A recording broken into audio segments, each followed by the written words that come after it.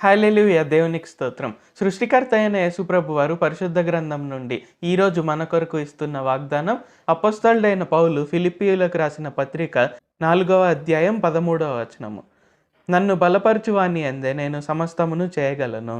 So, ఈరోజు వాగ్దానం గనుక చూసుకున్నట్లయితే ఏంటంటే, మనం యేసుప్రభు వారి వలననే మనం సమస్తము చేయగలము. సో, మనం పాత నిబంధనలో గనుక చూసుకున్నట్లయితే ఏంటి, దేవుడైన యెహోవా వారు దైవజనులైనటువంటి మోషే ద్వారా ఇజ్రాయేలీలందరికీ ధర్మశాస్త్రాన్ని ఇచ్చారు. సో, ఇక్కడేంటి ధర్మశాస్త్రం ప్రకారం ఏంటంటే, ఓకే, నువ్వు ఈ ఆజ్ఞ పాటిస్తే ఇలాగ ఉంటావు. ఈ ఆజ్ఞ పాటించకుంటే ఇలాగ అవుతుంది. సో, ఇలాగ ఏంటంటే ఒక రకంగా చూసుకున్నట్లయితే ఏంటి, అక్కడ మనుషుల పైన భారం అనేది ఉండిందనమాట. కానీ ఎప్పుడైతే మనందరి కొరకై, మన పాపాల కొరకు, మన వ్యసనాల కొరకు యేసుప్రభు వారు చనిపోయారో, ఆయన మూడో రోజు తిరిగి లేచారు. ఆ తర్వాత ఏంటంటే ఆయన పరిశుద్ధాత్మను మనలో ముద్రించారు.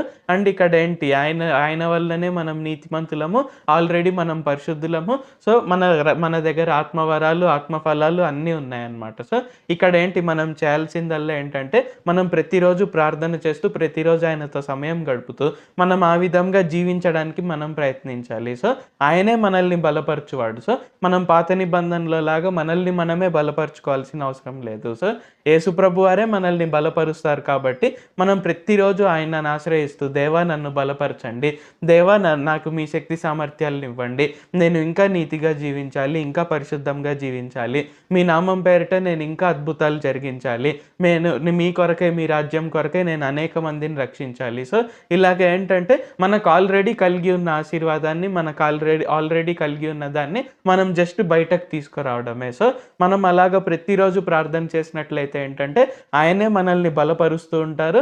ఖచ్చితంగా మనం సమస్తము చేయగలుగుతాము. కాబట్టి మనం ఏది చేసినా మనం ఆయన నామం వల్లనే, ఆయన బలం వల్లనే, ఆయన కృప వల్లనే. సో, అది గుర్తుంచుకొని మన పైన మనమే అనవసరమైనటువంటి భారాలనేది వేసుకోకుండా మనము ప్రతి ఒక్కటి ఆయనను ఆశ్రయిస్తూ, ఆయన పైన మన భారాన్ని మోపుతూ, ఆయన బలం వలన మనం సమస్తము చేద్దాము. ప్రార్థించుకుందాం.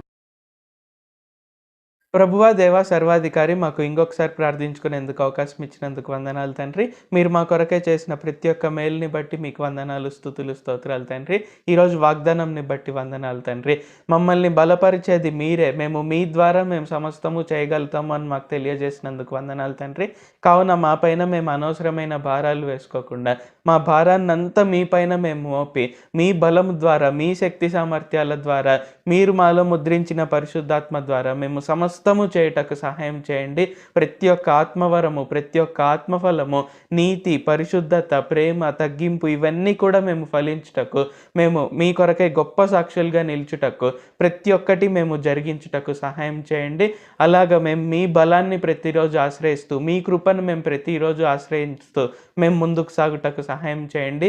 నజరేయుడైన సర్వశక్తి గల యేసుక్రీస్తు నామంలో ప్రార్థిస్తూ ఉన్నాం తండ్రి. ఆమేన్. Thank you Jesus. దేవుడు మిమ్మును ఆశీర్వదించును గాక.